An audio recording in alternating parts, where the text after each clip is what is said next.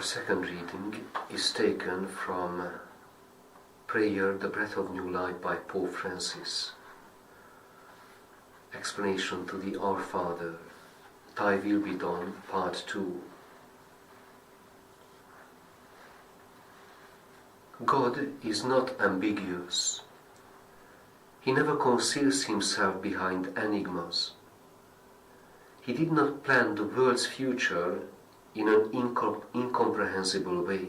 No, he is clear. If we do not understand this, then we also risk not understanding the meaning of the third expression of the Our Father.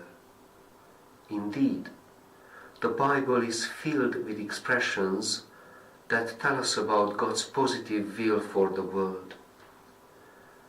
And in the Catechism of the Catholic Church we find a collection of quotes that bear witness to this faithful and patient divine will.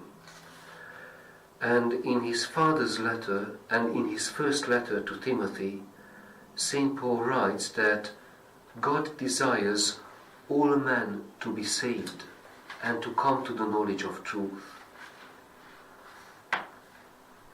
This, without a shadow of doubt, is God's will, the salvation of men, of mankind, of each of us.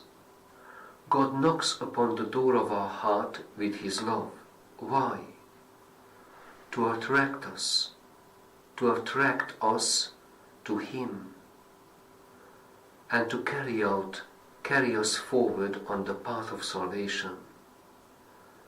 God is close to each of us with his love, to lead us by the hand to salvation. How much love there is behind this.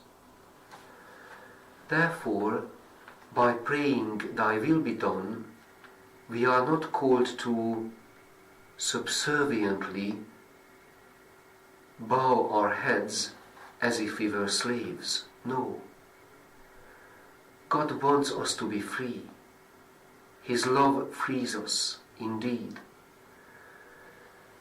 Indeed, the Our Father is the prayer of children, not of slaves, but of children who know their Father's heart and are certain of his loving plan. Woe to us if, in uttering these words, we should shrug our shoulders as a sign of surrender to the destiny we find repellent and that we are unable to change. On the contrary, it is a prayer that is filled with ardent trust in God, who wants good life and salvation for us. A courageous, even militant prayer, because there are too many realities in the world that are not in accordance with God's plan. We all know them. Paraphrasing the prophet Isaiah, we could say, "Here, Father, there is war, abuse of power, exploitation, but we know that you want our good. You want our good, therefore we implore you, Thy will be done, Lord.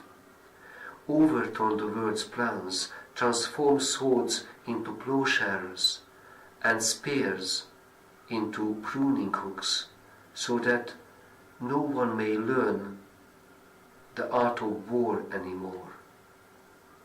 God wants peace.